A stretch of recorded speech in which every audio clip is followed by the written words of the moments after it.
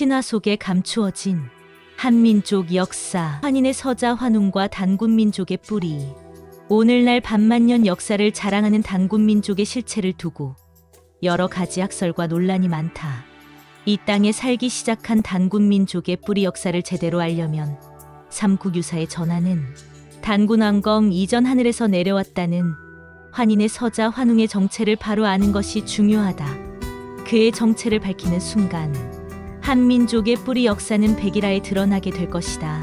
보통 한민족의 역사가 단군 조선에서 시작됐다고 하지만 신화로만 치부된 이 역사의 실체에 대해 정확히 짚어주는 역사가는 드물다.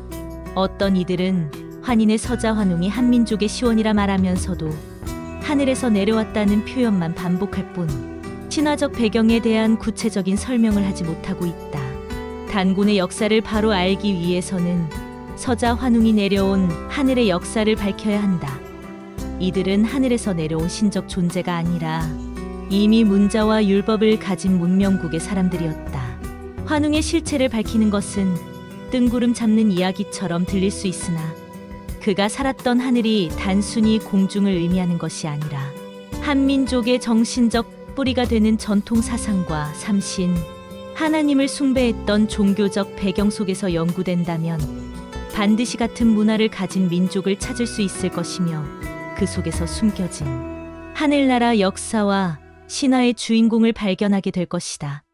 삼국유사에서 전하는 바와 같이 상제환인의 서자 환웅과 그를 따르는 무리, 삼천이 이 땅에 내려와 신시를 열고 그들의 종교적 이념과 생활 풍속을 선주민들에게 전파하고 교화했다는 기록은 이들이 지구상의 어느 지역에서 어떤 문명과 사상, 어떤 종교를 지닌 채 이동해 왔는지를 밝힐 단서가 된다.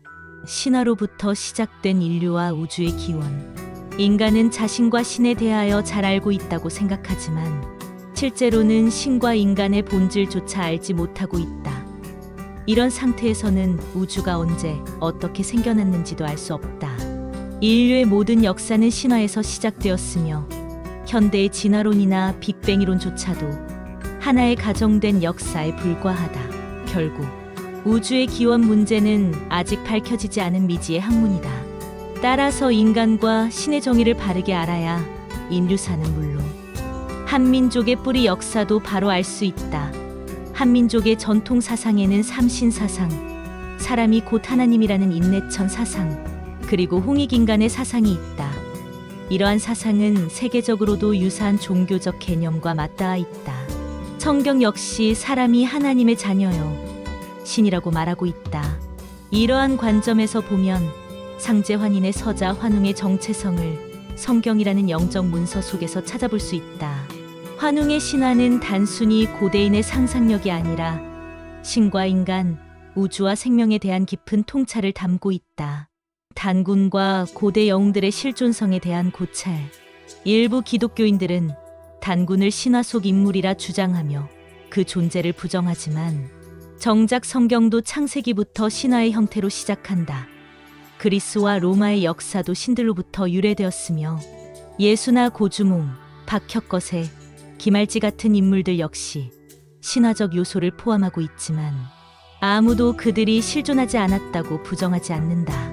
그렇다면 이들보다 수천 년 앞서 나타난 환웅과 단군에 대해서 신화적 기록이 존재한다고 하여 그 실존을 부정하는 것은 오히려 모순이다. 삼국유사를 기록한 저자가 불교인이었다는 이유로 거기에 담긴 고조선, 건국사를 부정하는 것은 곧 자신의 조상 뿌리를 부정하는 어리석은 행위다. 오늘날 우리가 단군을 민족의 시조로 인식하는 것은 삼국유사의 기록이 있었기 때문이며 이는 상제 하나님의 서자 환웅과 단군의 역사를 연구하게 된 단초이기도 하다. 성경에서 하나님을 야훼, 여호와, 감람나무로 부르듯이 천년 전 한민족은 신의 이름을 상제 하느님, 한님이라 불렀던 것뿐이다. 삼국유사에서 환인을 상제라 호칭한 이유는 그가 당시 신의 개념을 대변하는 명칭이었기 때문이다. 그러므로 환인이 상제 하나님이시라면 그의 아들 환웅도 하나님이요, 단군왕검도 하나님의 신을 계승한 분이다. 모든 사람도 하나님의 자식이요, 신이라는 뜻이다. 그래서 한민족은 삼신사상을 숭상했고 사람이 하나님이라는 인내천 사상을 실천했으며 자신들을 천손민족이라 불렀다. 이는 성경에도 동일하게 표현되고 있다. 기독교 신앙의 모순과 한민족 사상의 일치. 오늘날 사람이 신이다라고 말하면 이상하게 생각하는 이들이 많다. 유물론자나 진화론자들은 신의 존재를 부정하고 인간의 기원을 원숭이에서 찾으려 한다. 이는 인간과 신에 대한 무지에서 비롯된 것이다. 그래서 진화론은 과학이라는 이름으로 진리처럼 가르쳐지며 오히려 인간이 신의 형상을 가졌다는 주장은 이단으로 여겨지고 있다. 기독교인들조차 성경을 읽고 하나님을 아버지라 부르면서 사람은 단순한 피조물일 뿐 신의 속성을 지니지 않았다고 생각한다. 창세기에 하나님이 흙으로 사람을 지었다는 것은 믿으면서도 아담과 하와가 하나님의 형상을 입은 존재라는 사실은 간과한다. 이로 인해 신과 함께 천국에서 살았던 인간 본래의 정체성을 잊고 살아간다. 성경 요한복음 14장 16절 이하에는 또 다른 보혜사가 오면 새로운 진리가 선포된다고 되어 있다. 고린도전서 13장 10절에도 온전한 것이 올 때에는 부분적으로 하던 것이 폐하리라고 하였다. 이 온전한 존재란 성령으로 거듭난 새로운 구세주를 의미하며 계시록 2장 7절에도 이기는 자에게 하늘의 생명과일과 흰 돌이 주어질 것이라고 했다. 이러한 예언은 불경과 격암유록의 감로수, 감로해인을 가지고 오는 생미륵불과 정도령의 출현과도 일치한다. 이는 성경과 한민족의 전통 사상이 일맥상통함을 보여주는 예다.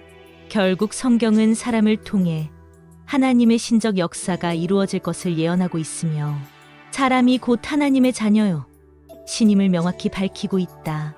하지만 기독교는 예수만을 하나님의 독생자라 여기며 일반 사람은 원숭이에서 진화된 존재라 말하는 이중적 신앙관을 갖고 있다.